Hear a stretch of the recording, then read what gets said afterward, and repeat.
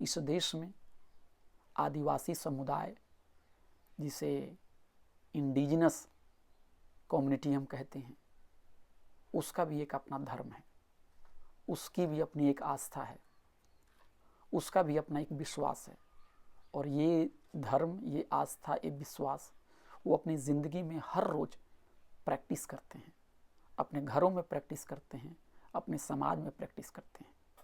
और उनका कोई भी जीवन, उनका काम इस धार्मिक आस्था से दूर नहीं है। इस धर्म को, अपने इस आस्था को वो आदि धर्म कहते हैं, इसे वो सरना धर्म कहते हैं। दुर्भाग्य की बात है, दुख की बात है कि आदिवासियों को आज़ादी के बाद उन्हें यह मौका नहीं दिया गया, उन्हें वह विकल्प नहीं दिया गया कि वह सेंसस रिपोर्ट में खुद को सरना धर्म के फॉलोअर के तौर पे उसमें रजिस्टर कर पाएँ। चूँकि सेंसस में आपको अपने आप को हिंदू के तौर पे आपको रजिस्टर करना होता है, या मुस्लिम के तौर पे करना होता है, ईसाई के तौर पे करना होता है, उसमें आदिवासी धर्म या सरना धर्म का कोई कॉलम नहीं होता है।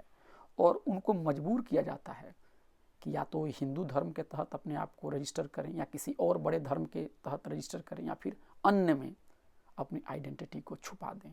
यह देश जो है, इसके ऊपर आदिवासी सभ्यता, आदिवासी कल्चर, आदिवासी संस्कृति की छाप दूसरों के मुकाबले में सबसे ज़्यादा गहरी है, सबसे ज़्यादा पुरानी है।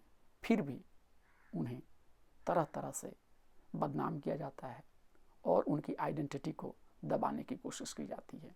मेरा मकसद यहाँ पे इन तमाम बातों को करने का यही है कि हम देश में डाइवर्सिटी जो है, जो प्लुरलिज्म है, उसकी रक्षा में कुछ बोलें, कुछ लिखें, अपनी बातों को रखें और लोगों में यह जानकारी फैलाएं कि आप आदिवासी धर्म के बारे में भी जानिए, आप आदिवासी कल्चर के बारे में भी जानिए, तभी आप भारत को बेहतर तरीके से समझ पाएंगे।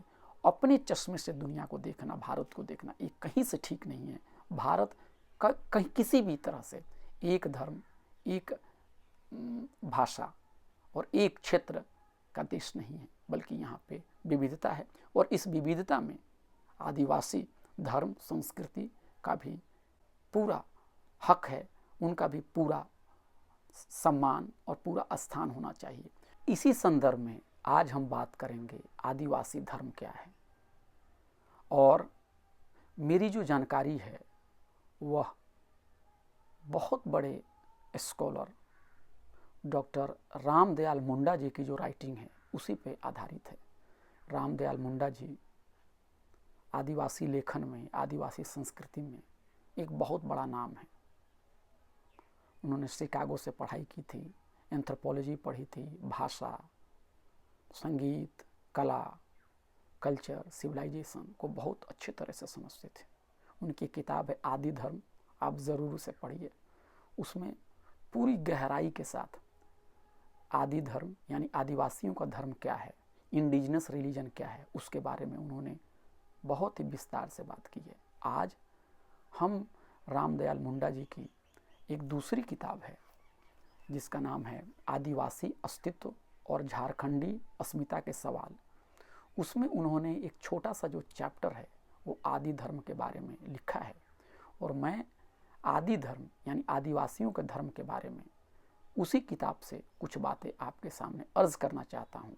सबसे पहली बात, आदिवासी धर्म को समझने के लिए हमें क्या याद रखनी है कि आदिवासी धर्म जो है, इंडिजिनस रिलीजन है, उसको कॉलोनियल टाइम में कई नामों से उसको जाना जाता था। आप अगर हिस्ट्री में रिसर्च करेंगे तो कहीं आपको एनिमिज़म, कहीं एनिमिस्टिक रिलीजन, कहीं प्रिमिटिविज़म, कहीं प्रिमिटिव रिलीजन, कहीं एबोरिजिनल रिलीजन, कहीं आदिवासी धर्म, कहीं जनजाति धर्म, कहीं सरनाइज़म, कहीं सरना धर्म, कोई बोगाइज़म, इन तमाम नामों से आप उनको ढूंढ पाएंगे। और एक बहुत बड़ा आंदोलन भी चल रहा है झारखंड में कि सरना धर्म को मतलब सेंसस में उनको जगह दी जाए, आदिवासियों को ये आज़ादी दी जाए, ये उनका हक है कि वो जिस धर्म को मानते हैं उस धर्म को रजिस्टर करने का पूरा प्रावधान हो और उसे अन्य और अदर करके उनकी आइडेंटिटी को न मिटाई जाए। तो सबसे पहली बात यह है, जब आपको याद रखना है कि आदिवासी धर्म जो है, इंडिजिनियस रिलीजन है, पहली बात यह है कि क्या हम उसके लिए आदिवासी शब्द, आदिवासी धर्म को परिभाषित करने के लिए क्या हम धर्म का इस्तेमाल करें, ये भी सोचने वाली बात है। रिलीजन, क्योंकि रिलीजन एक स्ट्रक्चर सिस्टम होता है और आदिवासी जो धर्म है वो उस तरह से स्ट्रक्चर नहीं है। क्यों? क्योंकि इसके कोई ढांचे नहीं होते हैं। पूजा स्थल खुला होता है, वहाँ पे धार्मिक स्थल को की इमारत बड़ी से बड़ी बनाने में और उसमें मार्बल लगाने में उसके लिए लड़ाई नहीं हो रही है। उसके लिए लड़ाई नहीं हो रही है कि किसका कितना बड़ा धार्मिक स्थल है, या इसके लिए भी लड़ाई नहीं होती है कि एक का धार्मिक स्थल तोड़ दो और उसकी जगह पे खुद का बना लो। जो आदिवासी धर्म है उसके जो धार्मिक स्थल होते हैं वो खुले मैदान हैं, वो प्रकृति है, वो पेड़ पौधे हैं, वो परमेश्वर ने जो कुछ भी बनाया वो उसका मैनिफेस्टेशन है। इसलिए उसको कहीं एक खास कोने में उसको आप सीमित नहीं कर सकते। ये आदिवासी जो फेथ है उसका एक बहुत बड़ा इंपॉर्टेंट फैक्टर है। और दूसरी बात यह है कि आदिवासी धर्म में या जो धर्म में जो एक क्लेर्जी क्लास होता है उसकी कोई जगह नहीं होती है। कोई मिडिल मैन इसमें नहीं है, कि कोई बीच में आके आपको धर्म सिखाने वाला नहीं है। और उसके अलावा कोई रिवील्ड बुक भी नहीं है, कोई रिवील्ड बुक भी नहीं है कि ये कोई रिवील्ड होली बुक है और कोई आके आपको इंटरप्रिटेशन देगा कि यही रिवील्ड बुक है, इसका मतलब ये होता है। आप जो समझ रहे हो गलत समझ रहे हैं। वहाँ पे कोई इस तरह की लोगों को धर्म सिखलाने के लिए भी कोई आंदोलन नहीं चल रहा है या कोई ग्रुप नहीं एक्टिव है। इंसान नेचर के साथ अपने आप को रिलेट कर रहा है। नेचर ही परमेश्वर है। कोई उसमें मिडिल मैन नहीं है, कोई उसमें प्रीस्टली क्लास नहीं है, कोई स्ट्रक्चरल रिलीजन नहीं है, कोई ढांचे के अंदर में वो उसके धार्मिक स्थल कैद नहीं, बल्कि खुले हैं। और उनकी ज़िंदगी जो है, उनकी जो सोशल एक्टिविटीज़ है, उनकी एग्रीकल्चरल एक्टिविटीज़ है, उनकी इकोनॉमिक एक्टिविटीज़ है, उनकी कल्चरल एक्टिविटीज़, सब उनके धर्म से जुड़े हुए हैं। और धर्म वहाँ पे बहुत हेवी नहीं है, बहुत भारी नहीं है जिसको लेके चलना मुश्किल है आपको। धर्म का मतलब ये नहीं है वहाँ पे कि वहाँ पे आपको कुछ चमत्कार करके दिखाना है, वहाँ पे कुछ आपके बहुत बड़े फॉलोअर्स होने चाहिए। नहीं, आम इंसान की तरह आप रह के भी धर्म को पालन कर सकते हैं। आप खेल कूद सकते हैं, आप डांस कर सकते हैं, आप नृत्य कर सकते हैं, आप अपने सोशल लाइफ आप शिकार कर सकते हैं, आप खेती कर सकते हैं। इसलिए जो उनके त्यौहार भी होते हैं, चाहे करम हो चाहे और भी त्यौहार हों, ये सारे का सारे जो त्यौहार होते हैं ये खेती बाड़ी किसानी ये सबसे जुड़े हुए होते हैं। सरहुल त्यौहार जो होता है, मवेशियों से संबंधित जो सोहराई का त्यौहार होता है, जिसमें लोग जानवरों को लेके नहलाते हैं, धुलाते हैं, उसको सिंदूर लगाते हैं, उसके सींग को पे तेल लगाते हैं, उसके साथ घूमते हैं, खेलते हैं, शिकार करने जाते हैं। तो एक कम्युनिटी लाइफ है उसके अंदर में। वहाँ पे पाप पुण्य भी नहीं है कि ये पाप है और एक पुण्य है, ये भी नहीं है। स्वर्ग नर्क भी नहीं है कि कोई नर्क में जाएगा कोई स्वर्ग में जाएगा। और स्वर्ग में जाने के लिए कुछ आपको पादरियों के पास जाके कुछ उनसे, या फिर मौलवियों के पास जाके या पंडितों के पास जाके कुछ उनसे सीखना होगा कि कैसे स्वर्ग में जाएं, कैसे हेवन में जाएं। ये भी नहीं है, ऐसा नहीं है।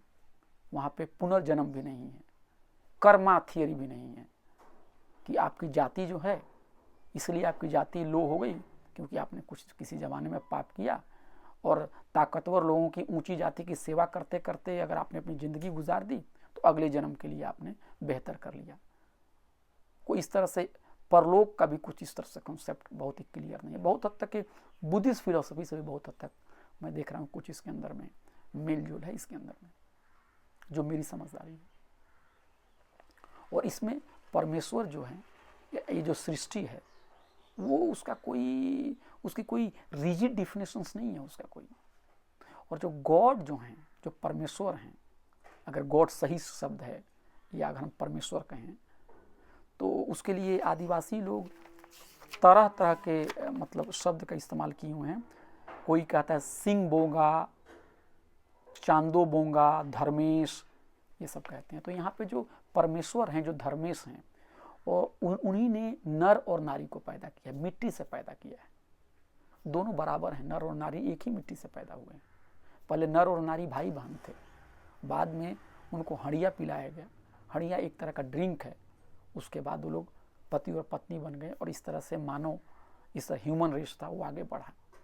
गॉड ने ही सब कुछ बनाया है, धरती, ग्रह, तारे, परमेश्वर धर्मेश ने ही बनाया है। जीव जंतु, फ्लोरा फौना बनाया है। गॉड ने मछली को, फिश को, केकड़ा को, क्रैब को और केचुआ को, अर्थवर्म को कहा कि आप पानी के नीचे से मट्टी लाइए और ऊपर लाइए, क्योंकि पहले हर तरफ पानी ही पानी था।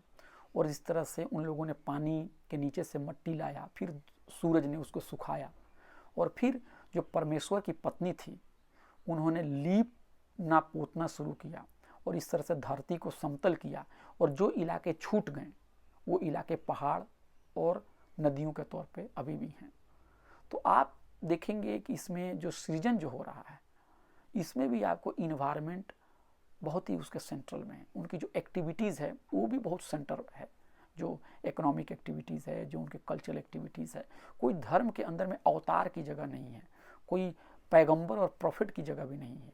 यहाँ पे कोई मिडिल, जो एक प्रीस्टली क्लास होगा, एक middle class, middle religious class होगा, उसकी भी कोई जगह नहीं है। इंसान खुद ही गॉड के साथ रिलेट कर सकता है, और गॉड के साथ रिलेट करने के साथ बहुत ज़्यादा रिचुअल्स नहीं है। जिंदगी को सेलिब्रेट करना ही यहाँ पे पूजा पद्धति है, जहाँ आप डांस करते हैं, जहाँ आप खाना खाते हैं, जहाँ आप कम्युनिटी के साथ नृत्य करते हैं, जहाँ आप शिकार करते हैं, जहाँ आप खेती बाड़ी करते हैं। खेती बाड़ी करने के बाद थोड़ा जो समय होता है उसमें आप विश्राम करते हैं।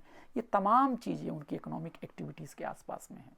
और सबसे दिलचस्प बात ये है कि यहाँ पे कोई ईवल का कॉन्सेप्ट उस तरह से नहीं है। यहाँ जो इनके जो प्रार्थना होते हैं, वहाँ किसी के ऊपर डोमिनेंस नहीं है। यहाँ पे किसी को मारने की बात नहीं है, यहाँ हिंसा की बात नहीं है, किसी को डोमिनेट करने की बात नहीं है, कोई महान सत्य को दूसरे के ऊपर थोपने की ज़रूरत नहीं है, बल्कि प्रकृति को सेलिब्रेट करना है, जीवन को सेलिब्रेट करना है, पाप और पुण्य में नहीं फंसना है, स्वर्ग और लोक में नहीं फंसना है। यहाँ पे ना तो पुनर्जन्म है और ना ही रीबर्थ है। यहाँ पे मरने के बाद जो व्यक्ति मर जाता है वो फिर अपने ही घर में वापस आ जाता है और उसी परिवार के साथ रहता है। और मरे हुए व्यक्ति को जो जिंदा हैं वो तो नहीं देख सकते हैं, लेकिन जो मर गए हैं वो सबको देखते हैं और अपनी फैमिली के साथ रहते हैं। यानी जो डेड हैं वो भी फैमिली के साथ ही जी रहे हैं, वो भी कम्युनिटी का हिस्सा ही हैं। और इसीलिए आदिवासियों के अंदर में ये हमेशा जो भी कोई गलत काम करने हो जाते हैं तो उनको इस बात का डर होता है कि उनके पुरखे उसे देख रहे हैं। पुण्य क्या है और पाप क्या है? आप देखेंगे कि बड़े बड़े धर्म में पुण्य और पाप ये है कि आपने कोई ऐसा रिचुअल्स कर दिया जिससे गॉड नाराज़ हो गए। यहाँ पे पुण्य और पाप है, जो समाज की भलाई के लिए आप काम करते हैं वो पुण्य है, वो अच्छा काम है, वो होली एक्ट है। और जो समाज के खिलाफ आप काम करते हैं, जो लोगों की भलाई में नहीं है, वही पाप है। तो आप देखेंगे कि धर्म जो है वो यहाँ बहुत ज़्यादा वजनी धर्म नहीं है। यहाँ धर्म को लेके बहुत माथापेची नहीं है। जीवन को सेलिब्रेट करना ही आदि धर्म है। तो ये आदि धर्म है। आप देखिए रामदयाल मुंडा जी ने और बहुत जगह पे लिखा कि जो आदिवासियों के बहुत सारे धर्म और सिंबल थे उसको दूसरे लोगों ने उसको हड़प लिया, उसको एप्रोप्रिएट कर लिया बहुत सारी चीज़ों को, और फिर आदिवासी धर्म को ही आज सेंसस में जगह नहीं मिल रही है। मेरा मकसद इस तरह का वीडियो को आपके सामने लाना और रामदयाल मुंडा जी जैसे बड़े विद्वान की बातों को आप तक पहुंचाना। मेरा मकसद सिर्फ यही है कि आइए हम जानें आदिवासियों के बारे में, उनके कल्चर के बारे में, एक जागृति पैदा करें और हम बताएं लोगों को कि आदिवासी संस्कृति, उनका धर्म हज़ारों हज़ारों साल पुराना है और उनसे बहुत कुछ सीखने की ज़रूरत है। उनको अन्न में डाल के या उनका जो फेथ है उसके लिए जगह न देना, ये कहीं से भी भारत जैसे एक लोकतांत्रिक देश के लिए सही नहीं है। आपका बहुत बहुत धन्यवाद।